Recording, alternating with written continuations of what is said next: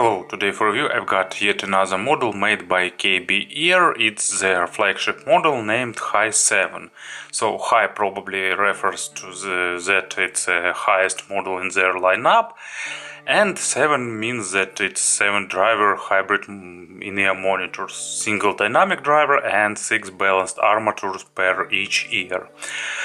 Price is about $120, and I didn't actually ask, but I will ask, and add to the description. Most probably if you make unpaid order and send them Porta.Fi as a message, they will make some discount. I will figure out the details. And speaking a bit ahead of the schedule, it's really interesting, well-tuned hybrid in-ear monitors, and let's have a closer look. Box looks humble, but at the same time pretty effective. Nice tint of blue, minimalistic polygraphy, so in terms of design really nice. Technical specifications are printed here, so 106 decibels of sensitivity, 12 ohms of impedance, so pretty sensitive. And as I already told about the schema, wide frequency response, so normal specifications. Inside we will have in-ear monitors themselves. Let me push them outside.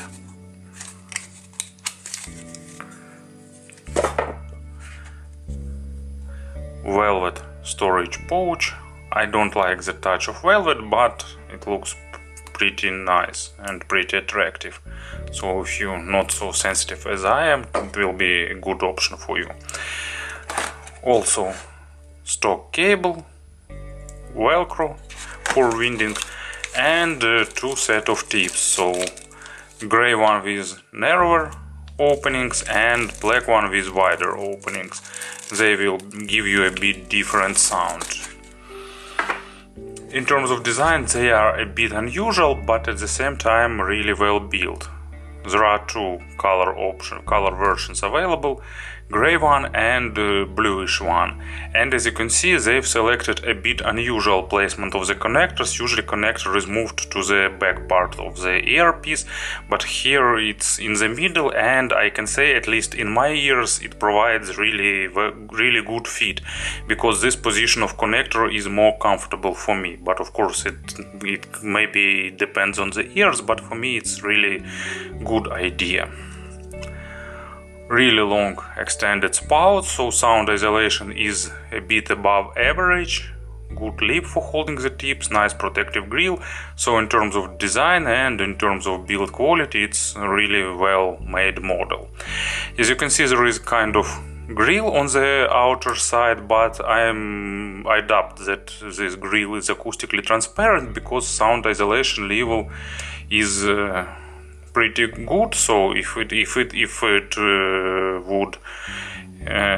was open grille, probably isolation would be worse. And cable, actually stock cable is normal, but not something stellar, so there is a room for improvement here. And also a bit of spoiler, they are pretty responsive to cable rolling, so you can change the sound using different cables. Nice MMCX connectors, so good clamping force. They are holding okay, but don't require super force to disconnect. There is ear hook format, but no memory wire. Ear hooks are pretty soft, but they holding cable pretty well. And it's regular black cable in the silicone isolation, really soft, almost zero microphonics. It's getting a bit harder when it's cold outside, but no big issues. And splitter with chin slider, small but with company's logo, and it goes braided here down below to the angle jack. So cable is basic but pretty nice. So in terms of design, they are really attractive. In terms of build quality, also really good, and I hope durability will be also great. We'll see, but currently they look really reliable. And of course about the sound, it's a good example of nicely tuned natural hybrid in-ear monitors. Frequency response is, well, not 100% flat, but tending towards the flat side. It's not accented, and it will give you all the best sides of the hybrid schema. They are really dependent on the tips. Actually, with black tips with wider opening you will have more lows, more accented, and with grayish tips you will have more mid-forward representation with a bit recessed bass and more extended treble. So it's a matter of your preferences. Also, these tips are a bit on the softer side, so if you won't have the best fit with them, but you want more bass, you can consider third-party tips. For example, Spiral Dot from Pen and Audio will do the trick. They require a short burn-in, like 5-6 hours, but of course don't bother do that on purpose. They will burn in instantly while you will be listening to them. Just be aware that the sound will change a little bit after a few hours of listening. Let's have a player on the table for examples and let's proceed. So bass is what a good dynamic driver, natural tuned, can give you. It's weighty, pumpy, with good resonance, it goes pretty deep, maybe not the deepest and tightest one, but definitely on the deeper and tighter side. It's not accented, so it's not a model for those who like a lot of bass, but at the same time bass is pretty tight, so it will give enough of pump, at least to my taste, even for electronic music. And actually, here is an example. It's my guilty pleasure, but it's the Antwoord Banana Brain. Well, sometimes I like to listen to something like that. I think many people do that, so it's not that guilty nowadays. So for me, it's it's one of the best tunings for such music, because you will have this pump, you will have this tight kicks, but at the same time bass won't dominate, and Yolandi voice will stay clean and prominent. Of course, it's my taste, because many people can prefer more low accent, but that's not a model for those who like V-shaped signature or accented bass. Also, they are really good with acoustic instruments that goes pretty low, so really good with low notes of fortepiano with acoustic double bass and so on. Mids are natural, really resolving, and with good balance of weight. It's, when you got so many balanced armatures, it's what you can expect, probably. Of course, it's not some high-end model that costs $1,000, but resolution is nice, a bit thinner than it could be in the perfect world, but still with a pretty decent amount of weight, so not too thin, not too clinical, not too analytical. Good motion representation, and they are pretty picky to the quality of material, so if something is recorded badly, you will hear that. So it's signature KB ear sound, it's natural and resolving, and Hi7 of course is not an exception. Imaginary stage actually is noticeably above average and in width and a bit above average in depth, so in terms of staging, pretty good model also. If you want more weight, you can try some on mids, you can try some third-party cables, for example TRN cable give me a bit more weight, but of course the difference won't be big, so don't expect night and day difference, because cable rolling is usually give only minor change in sound.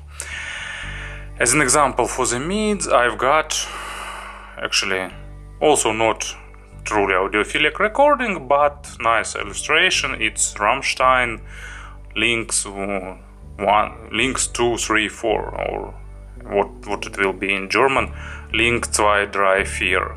You know that joke when someone asked Freud what is between sex and fear, and he said fünf. This song reminds me that. So of course these in-ear monitors are also good for Rammstein, at least to my ears, because you will have enough of kick of the drums, and at the same time they have enough resolution for the guitars and for the vocal. Maybe I'd prefer a bit faster low frequencies, maybe some pure balanced armatures, but still it's subjective preference, because many people prefer more weighty drums, and these in-ear monitors will give that.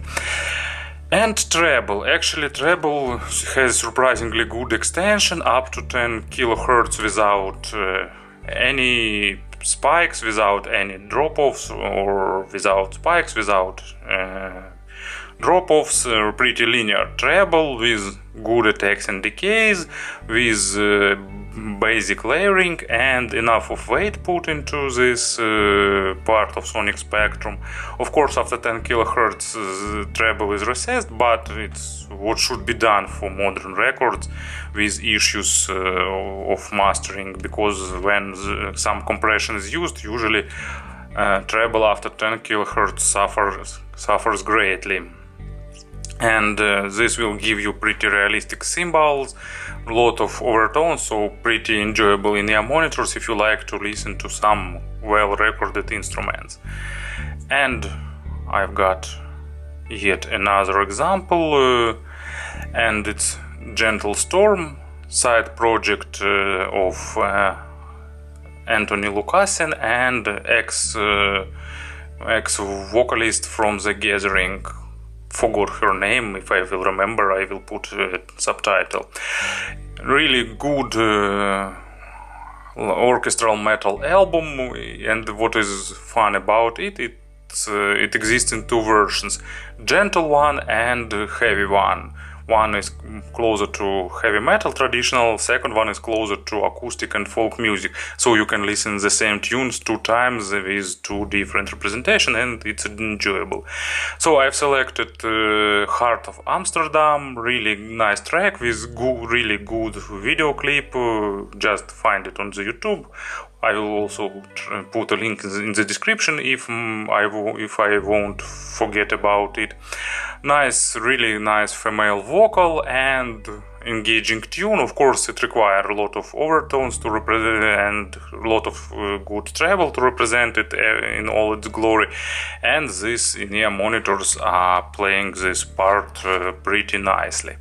So to summarize everything, naturally tuned hybrid in-ear monitors with good balance of weight and resolution, and with pretty fun, weighty and lows, but without accents. And of course they are more for those who are okay with treble, because they don't try to hide the treble, and if you're too treble sensitive they can sound a bit harsh. But for me, treble here is really good.